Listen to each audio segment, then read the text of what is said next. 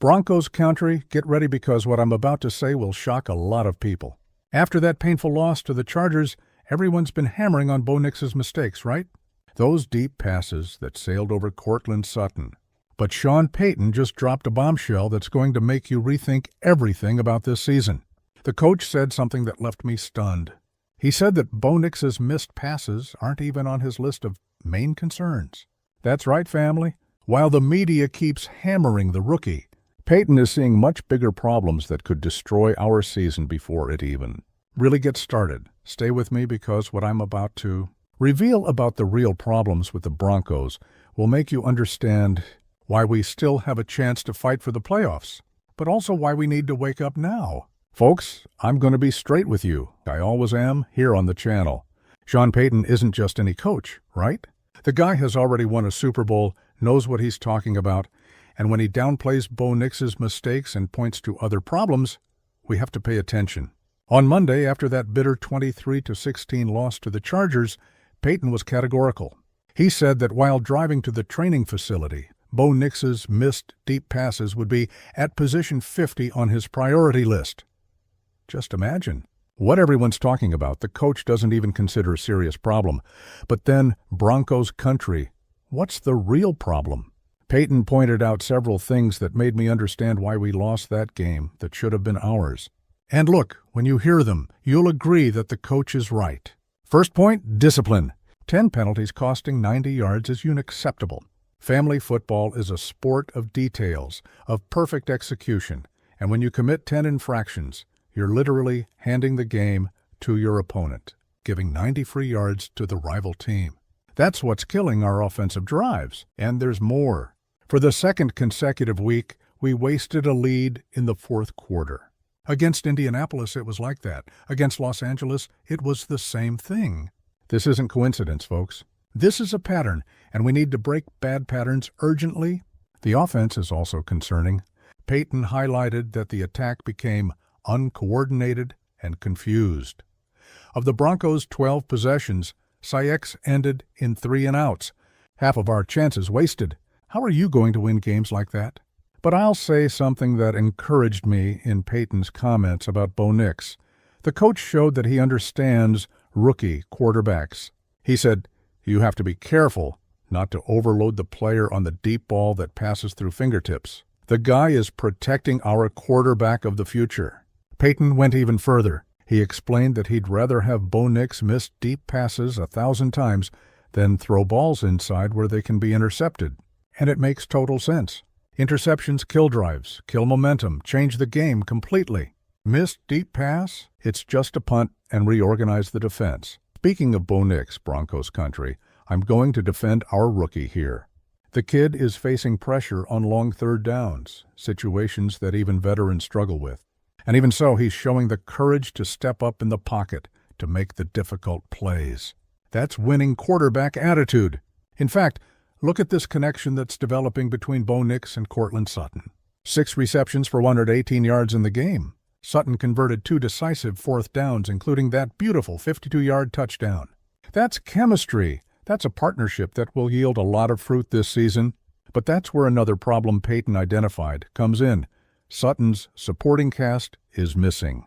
Folks, besides Sutton, the other receivers combined for only 35 yards on 8 receptions.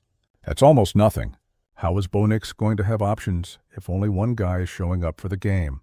And there's one name that's keeping me up at night. Family, Adam Trotman. The tight end has committed costly penalties 2 weeks in a row. Against Indianapolis, a face mask that helped the Colts turn the game around. Against the Chargers, he lined up wrong and killed a crucial drive that resulted in their tying touchdown in the fourth quarter. The defense is also concerning Broncos country. Not that it's bad, but it's failing in decisive moments. Playing well for 3 quarters doesn't help if you slip up precisely when you need to hold the result. That's exactly what's been happening 2 weeks in a row. Now I'm going to talk about numbers that hurt, but that you need to know. Our third down conversion is horrible, only 15.4%. We converted 2 of 13 attempts, and the average distance on those third downs was 11 yards. This means our first and second downs aren't working properly. 6 3 and outs in 12 drives is a statistic of a team that's going to fight relegation, not a team that wants playoffs. And look at this curious fact. Sean Payton has a negative record against Jim Harbaugh. The score is 1-6, with the only victory coming in 2013 when Payton coached the Saints and Harbaugh the 49ers. And to close the list of problems, we lost Dre Greenlaw. The linebacker, who was our most hyped signing of the season, will be on injured reserve until at least mid-October because of a quadriceps injury that isn't improving. Look, Broncos country, if you want to follow all the in-depth analyses of our Broncos, all the hot news and the most sincere opinions about our beloved team, click that red button down there and subscribe to the channel. Hit the bell to not miss any play of our season. Let's build the biggest Broncos fan family here on YouTube.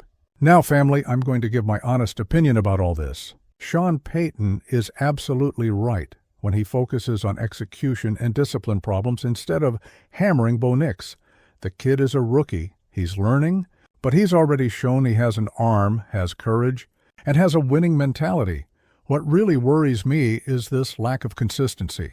How is it possible for a team that plays well for 3 quarters to always collapse at the decisive moment? Is this a physical conditioning problem? Is it a mental problem? Or is it lack of experience in pressure moments? I believe it's a mix of everything. Our roster is still adapting to Payton's system. Remember that the coach arrived last year and is still implementing his philosophy. Some players still haven't completely assimilated their responsibilities in specific situations. Excessive penalties bother me a lot because they show lack of concentration and discipline. Professional football doesn't forgive silly mistakes, and 10 penalties is too many silly mistakes. This needs to be corrected in practice with a lot of concentration work and situational football. The receiver's issue is also critical. Courtland Sutton can't be our only consistent weapon in the passing game. We need Jerry Jeudy, Marvin Mims Jr., and the tight ends to show up more. Bo Nix needs reliable targets spread across the field. About the defense, I see a talented team that hasn't learned to close games yet. This is experience. It's cunning that comes with time. But we don't have too much time, Broncos country. The AFC West is too competitive for us to waste games on details. The Chargers already beat us and now have 3-0 in the season while we're 1-2. In the most competitive division in the NFL, every game is worth gold. We can't mess around anymore. But look, family, it's not all tears. I see very positive signs in this season's start. Bo Nix is evolving every week. The connection with Courtland Sutton promises a lot. The running game with J.K. Dobbins against the Chargers showed potential. 83 yards on 11 carries is excellent production. The defense, even with timing problems, has impressive individual talent. When it learns to close games, it'll be a very solid unit. Sean Payton also reassures me. The guy knows how to develop quarterbacks, knows how to adjust systems, knows how to find solutions. If he's not worried about Bo Nix's deep passes, it's because he sees evolution in the kid. Now, next Monday, we face the Cincinnati Bengals on Monday Night Football at home. Joe Burrow and company are also 1-2, so it's a crucial game for both teams. Whoever wins breathes in the season. Whoever loses complicates the situation a lot. It's the perfect opportunity to show that we've learned from our mistakes. Fewer penalties, more offensive consistency, defense closing at the end, and especially execution in the details that make the difference. Broncos country, do you think we can turn this around against Cincinnati? Comment below what you expect from this decisive game. You know what impresses me most about Sean Payton's comments?